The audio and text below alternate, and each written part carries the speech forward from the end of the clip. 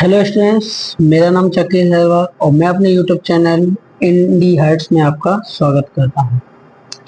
चलिए स्टूडेंट्स, आज कुछ बच्चों के कहने पे आज मैंने एक नया टॉपिक स्टार्ट किया है जो पहले से मेरे पास नोट्स बने रखे हैं।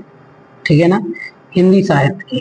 ठीक, इसके आज से हम हिंदी स्टार्ट कर रहे हैं, जिसमें सबसे जो पहला टॉपिक है वो हम हिंदी साहित्य को ले रहे हैं। ठीक, तो हिंदी साहित्य में सबसे पहला जो टॉपिक है वो है हमारा हिंदी साहित्य का इतिहास। क्या है?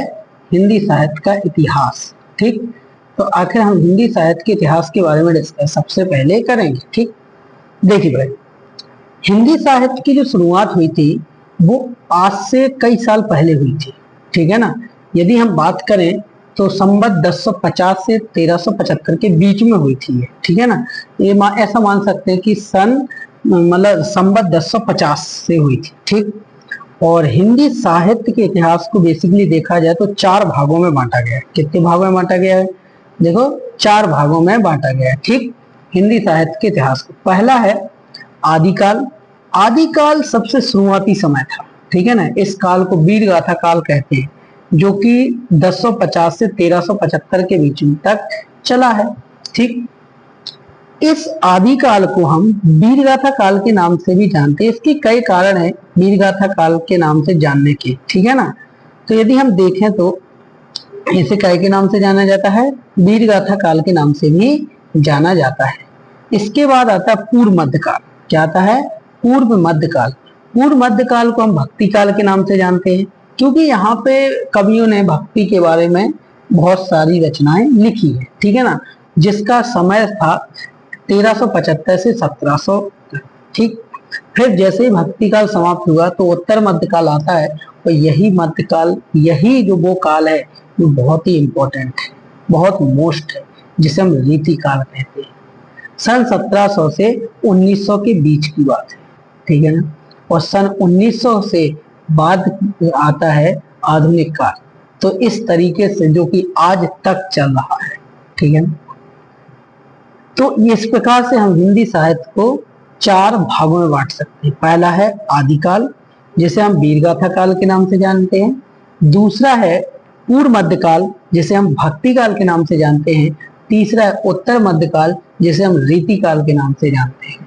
समझ आ रही बात? और चौथा है आधुनिक काल, जिसे हम समझ आ रही बात, जो हमारा आज का समय है, आज का काल है। ठीक है ना, तो सबसे पहले हम इसमें आपको पढ़ना क्या है, एक एक करके सबकी विशेषताएं और रचनाएं। आपको देखो, इसमें ज्यादा याद नहीं रखना है, आपको सिर्फ इसमें कम से कम चार विशेषताएं याद होना चाहिए, और प्रत्येक काल के चार कवि, उनकी रचनाएं याद होना चाहिए। बस यही आपको रखना है इसमें याद, पर इसमें कुछ याद रखने की जरूरत है भी नहीं।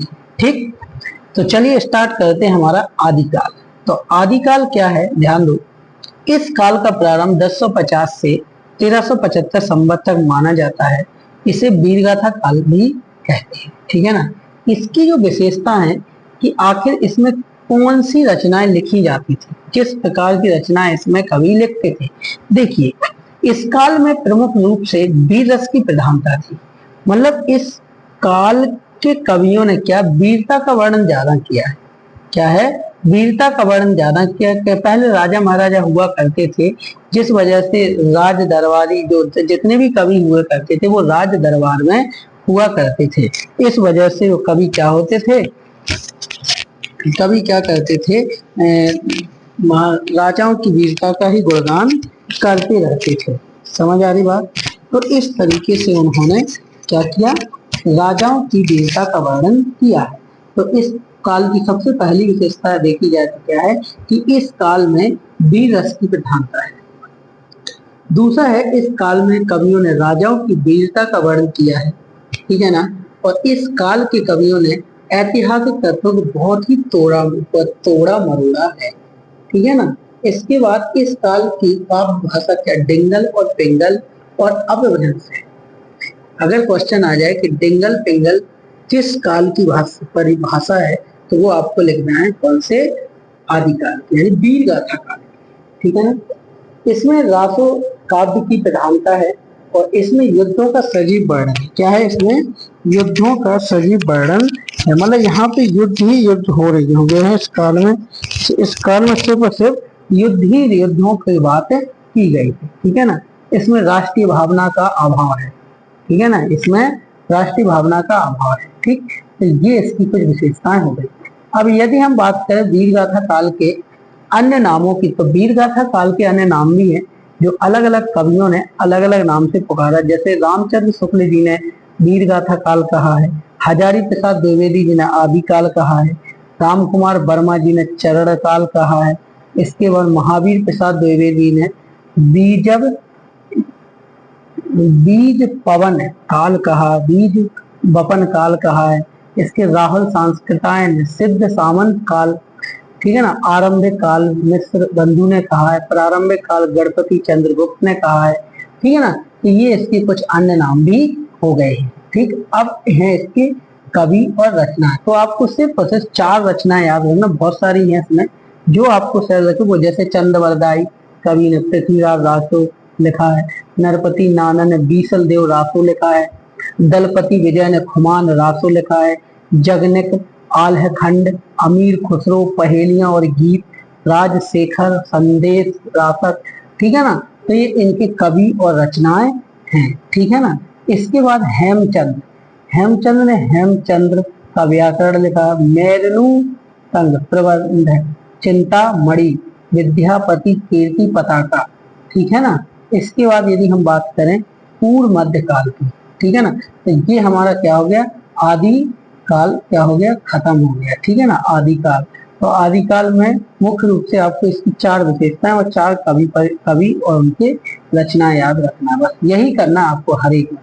अब आता है पूर्व मध्यकाल। देखिए पूर्व मध्यकाल की यदि हम बात करें तो पूर्व मध्यकाल की शुरुआत हुई थी 1375 से सन 1700 तक, ठीक है ना।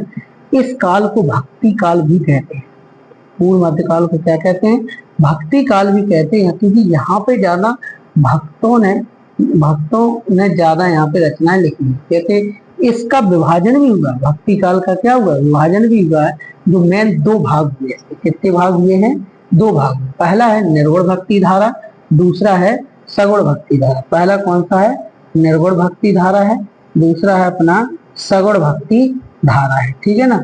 निर्गुण भक्ति धारा को भी 2 भागों में बांटा गया है, ज्ञान मार्गी शाखा और प्रेम मार्गी शाखा।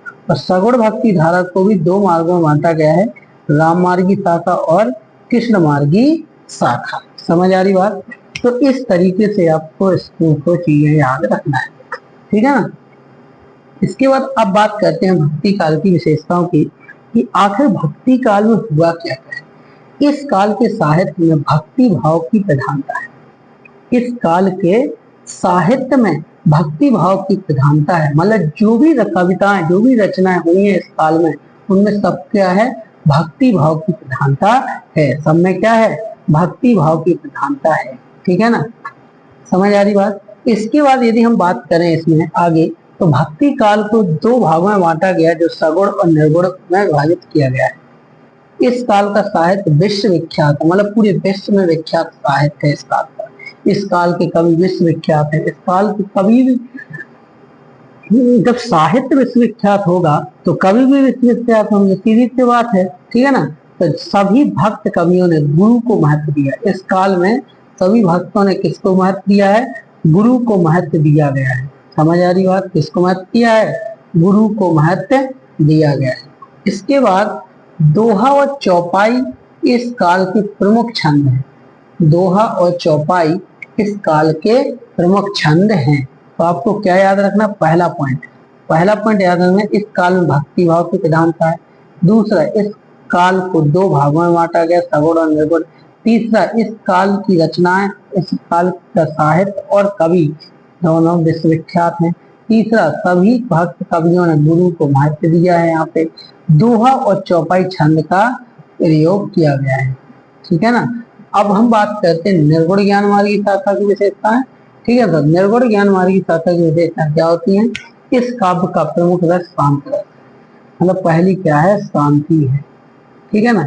दूसरा है, इस युग के कवियों ने ज्ञान को अधिक महत्व दिया, ठीक है ना, ज्ञान को सबसे ज्यादा महत्व दिया गया है। इस युग के कवियों ने ज्ञान को अधिक महत्व दिया है। इसमें कवि स्वयं को आत्मा और निराकार ईश्वर को परमात्मा मानते हैं। इसमें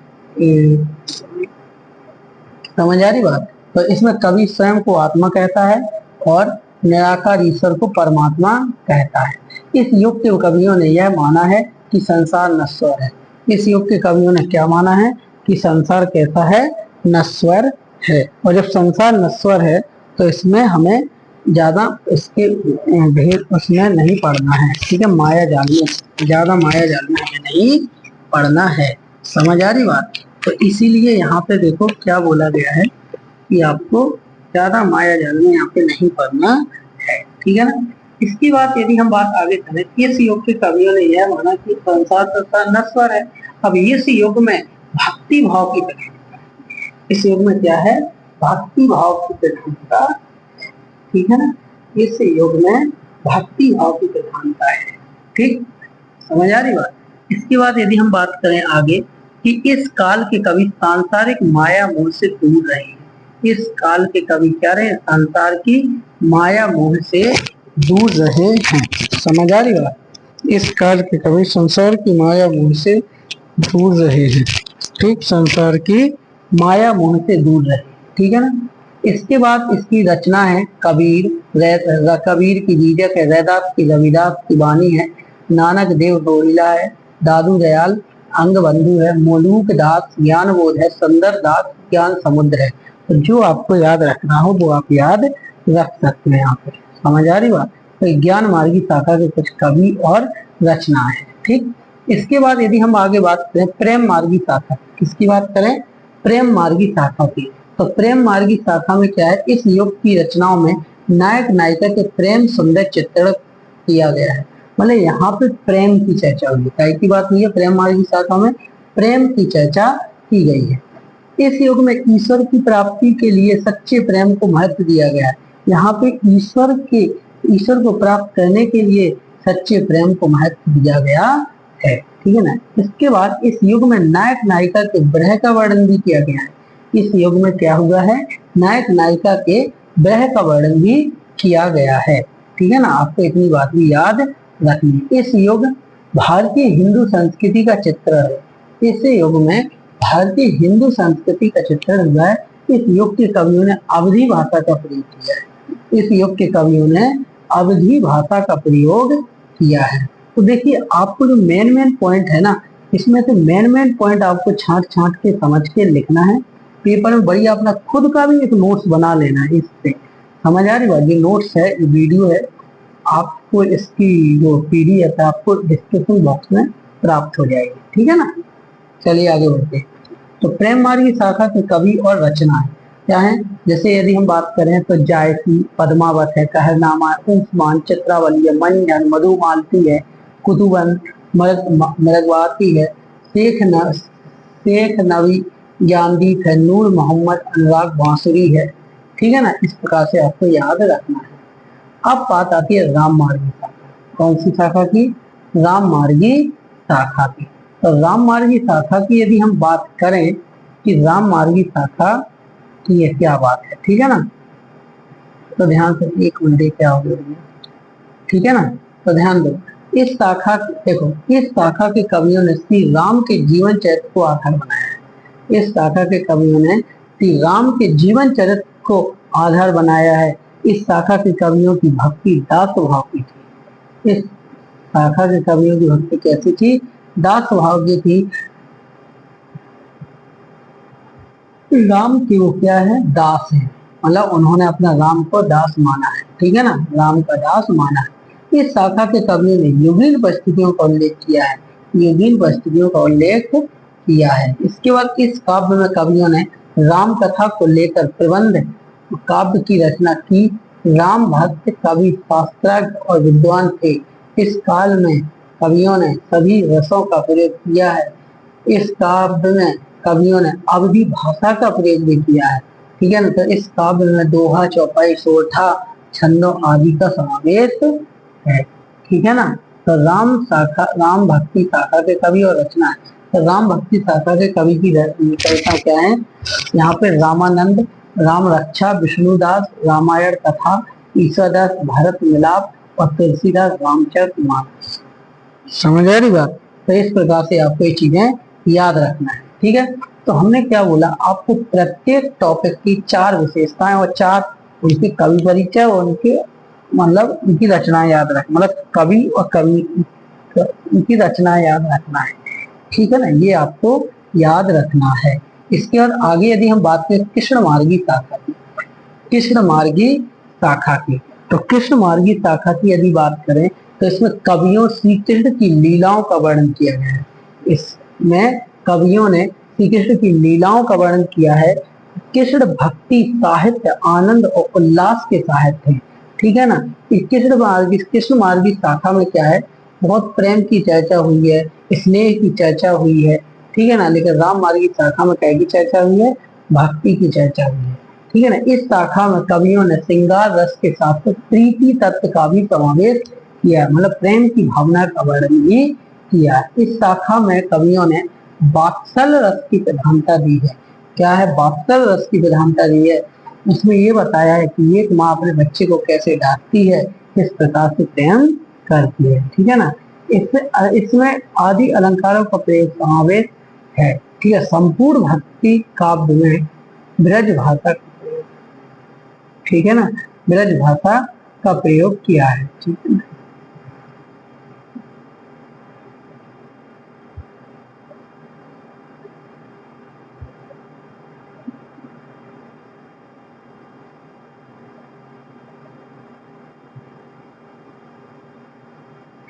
तो इतनी बात समझ आ रही बात, ठीक है ना। तो ये हो गया अपना।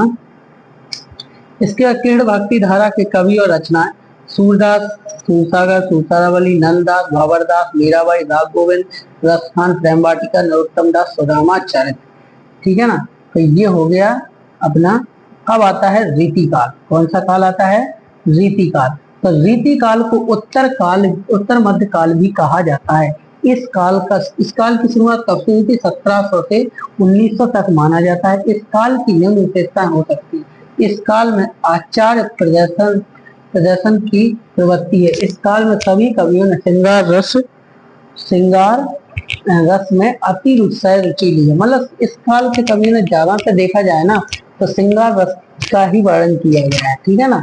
इसमें कुछ अलंकार का प्रयोग भी हुआ, जैसे यमक हुआ, क्लेश हुआ, उत्प्रेक्षा हुआ, उपमा हुआ, आदि अलंकारों का प्रयोग भी किया गया है। समझ आ रही बात? तो इस काल में भी हिंदी भी भक्ति और नीति से संबंधित रचनाएं मिलती है। समझ आ रही बात? इसके बाद यदि मैं बात करूं इनको कि इस काल में ब्रज भाषा की प्रधानता भी है। इस काल के प्रथम कवि आचार्य शुक्ल थे। इस काल के प्रथम कवि आचार्य शुक्ल थे। कौन थे? आचार्य शुक्ल थे। आचार्य शुक्ल थे। प्रथम कवि कौन थे? आचार्य शुक्ल थे। आचार्य शुक्ल थे। आचार्य शुक्ल थे। इसके बाद रीतिकाल के कवि और रचनाएं। रीतिकाल के कवि और रचनाएं, तो केशव दास, उनकी रचना रामचंद्रिका, मतीराम माधुरी, देवदत्त देव प्रेम चंद्रिका, बिहारी लाल, बिहारी सतसई, घनानंद, ब्रहलीला, चिंतामणि त्रिपाठी और रस मंजरी, ठीक है ना। ये हो गई क्या इसकी रचना। दूसरा और भी है बहुत सारी, ठीक है ना, पद्माकर। तो ये आपका हो गया क्या, यहाँ तक रीतिकाल। अब आता आधुनिक काल, ठीक है ना। आधुनिक काल से 1900 से आज तक की जो कहानी है, आधुनिक काल की कहानी चल रही है, ठीक है। अब आधुनिक काल को भी कई भागों में बांटा गया है, ठीक है ना। तो आधुनिक काल को 50 साल पहले से लिया गया है, जिसमें भारतेंदु युग आता है 1850 से 1900 तक, ठीक है ना। और द्विवेदी युग हुआ है 1900 से 1920, छायावादी युग 1920 से 1936, प्रगतिवादी 1936 से 1943, प्रयोगवादी 1943 से 1950। अब आता है नई कविता। नई कविता क्या होती है? नई कविता 1950 के बाद यानी आजादी के बाद लिखी गई कविता क्या कहलाती है? नई कविता, जो आज तक चलती है, ठीक है ना। अब आता है भारतेंदु युग। क्या आता है? भारतेंदु युग। तो भारतेंदु युग की निम्न विशेषताएं होती है, ठीक है ना। तो इसमें राष्ट्रीयता की भावना है, सामाजिक चेतना का विकास है, अंग्रेजी शिक्षा का विकास है, ठीक है ना। इसके बाद अंग्रेजी शिक्षा का विरोध है, सॉरी, अंग्रेजी शिक्षा का विरोध है। हास्य व्यंग्यात्मक, ठीक है ना। तो राष्ट्रीयता की भावना है, सामाजिक चेतना का विकास है, अंग्रेजी शिक्षा का विरोध है और हास्य व्यंग्यात्मक है, ठीक है ना। इसके बाद आगे विभिन्न काव्य रूपों का प्रयोग है, छायानुवाद की परंपरा, ठीक, ये बात आपको याद रखना है। ठीक, तो ये आ गया भारतेंदु युग के कवि और रचना है। तो भारतेंदु युग के कवि और रचना भारतेंदु हरिश्चंद्र, बद्री नारायण चौधरी, प्रताप नारायण मिश्र, जगमोहन सिंह, ठीक है ना। तो ये हो जाएगा अपनी कुछ उनकी रचना। जैसे भारतेंदु हरिश्चंद्र की प्रेम बटी, प्रेम मलिका से, प्रेम सरोवर, बद्री नारायण, मयंक महर, वर्षा, हिंदू और चौधरी प्रताप नारायण मिश्र, मन की लहर, प्रेम पुष्पावली, जगमोहन सिंह, प्रेम संपत्ति, श्यामलता, ठीक है ना। तो ये सारे क्वेश्चन इनको याद रखना बहुत जरूरी है। तो भारतेंदु युग की प्रवृत्ति वही तो है विशेषताएं। तो प्रवृत्तियां, ठीक है ना, प्रवृत्तियां नव जागरण, सामाजिक चेतना, भक्ति जागरण और प्रेम, ठीक है ना।